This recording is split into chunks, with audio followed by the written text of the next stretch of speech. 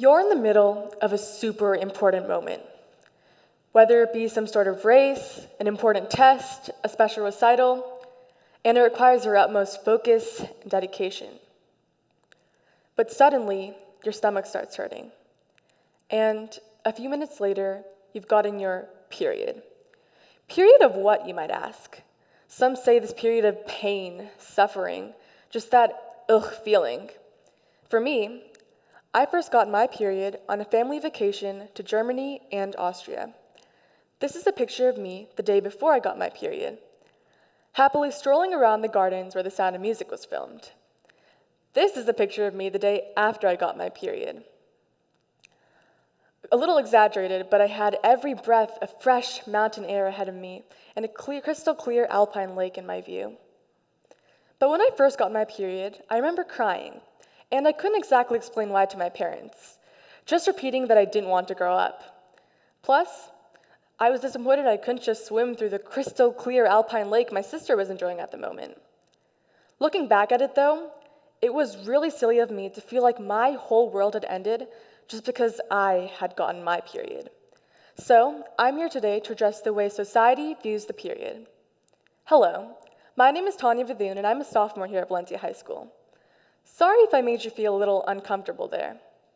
But the truth is, what I'm going to talk to you about today is going to feel a bit uncomfortable to hear, especially for those of us out there who don't get the period. But I'm not here to make this awkward. In fact, this year, some of my friends and I have started Valencia High School's Girl Up Club. For those unfamiliar, Girl Up is a UN-based organization that guides girls to fight for gender equality through advocacy and community outreach. Being involved in Girl Up has really opened my eyes to so many issues and discrimination girls around the world face, including the taboos surrounding the period. So, why is the period so awkward to talk about? Well, to answer this question, I'll be looking at my own culture and the rules surrounding the period in India. First of all, the period has been celebrated for Indian girls throughout history. And I don't mean celebrated like a birthday party per se. Instead, it was a sign that a girl was ready for marriage, and in many cases, the end of all her aspirations in life.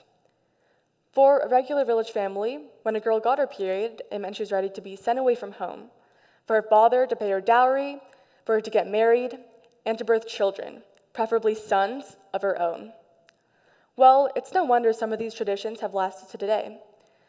Some women in India still wait outside 5 days while on their period. Some temples don't allow menstruating women inside to pray. Even for me, when I first got my period, I remember feeling a little frustrated and embarrassed when relatives would call congratulating me on my period, just a lasting effect of it being viewed as this sort of celebration. Someone even recently told me about their friend who had this huge, extravagant party as a 5th grader who'd gotten their period. Nevertheless, it's probably my 21st century attitude that's caused me to question following these superstitions. And it's about time we skip the taboo surrounding the period itself, because even the period culture in India is changing. For example, social activist Dr. Muruganathan worked to destigmatize the period and make affordable feminine products available to the masses in poor villages. A movie called Padman was made to depict his work, and I would definitely recommend watching it. It's an Indian movie, but it does have English subtitles. Beyond its perception in India, though, a huge stigma surrounds the period right here at home in the United States. The strangest thing about the period is that no girl gets it at the same time.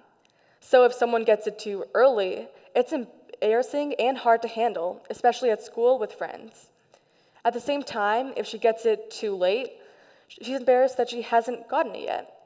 So the period is clearly a new transitory time for many girls maturing into young adults. But the impoverished are hit the worst here in America. In a video interviewing homeless women in New York City, they listed using napkins, toilet paper, towels, plastic bags, makeup pads, cotton balls, socks, and even tank tops, instead of the pads and tampons they needed. Can you believe that in the richest country in the world, some women are forced to do this? These practices are also extremely unsanitary and risk the health of these women. The average woman spends about $10 on feminine products per cycle. This can amount to over $5,000 in her lifetime, not to mention the cost of routine mammograms to screen for cancer and other costs. Of the homeless women surveyed, 50% said they had to decide between purchasing feminine products and food due to financial difficulties. The tampon tax is an issue that occurs in the United States due to the period poverty, and tens of thousands of homeless people in America include many women who lack access to the products they need. With this in mind, I found it shocking to learn that 30 out of 50 states still tax feminine products. Some states don't tax certain chapsticks, shampoos, and other self-care products, but feminine products are still taxed. While we should celebrate that in California, pads and tampons weren't taxed up to just a few weeks ago when 2021 ended, the tax is still in place today when purchasing feminine products at a local store. Toilet paper is not taxed, as it's considered a necessity, yet pads and tampons are, placing a price that may seem small to some of us, but represent a much larger financial burden to others. There are movements in place, though, to end this so-called tampon tax, and many nonprofits, including youth-run organizations, have been created to address the issue.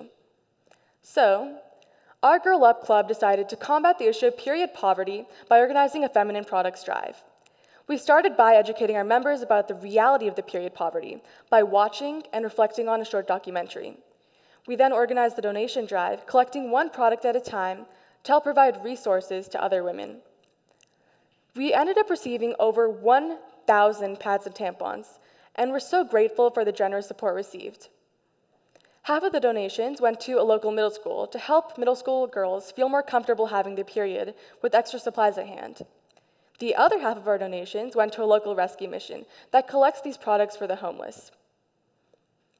Overall, the drive was a huge success and a great way for us girls to give back to our community in a way personal to us.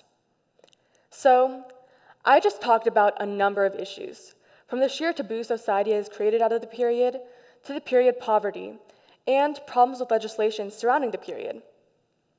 But I believe there's a solution to everything, and the way we view the period itself is a question of dignity and respect we have towards womanhood. The period is not a barrier to success. What I talked about today may seem embarrassing to discuss, especially at a forum like this, but I feel it needed to be heard as a form of dignity and belief to myself and the many women who identify with the issues I talked about today. We should be grateful for what we have and willing to help other women struggling to meet basic needs. Because at the end of the day, the period affects the sisters, wives, mothers, and all menstruating people of our world without getting the attention, or rather awareness, it really deserves. So, we can challenge the taboo society has created out of the period by believing in our standing in this world and helping each other. And let me remind you, everyone is here because someone had a period. And to wrap this all up, I'll be ending my talk with the final period. I thank you for your time and attention.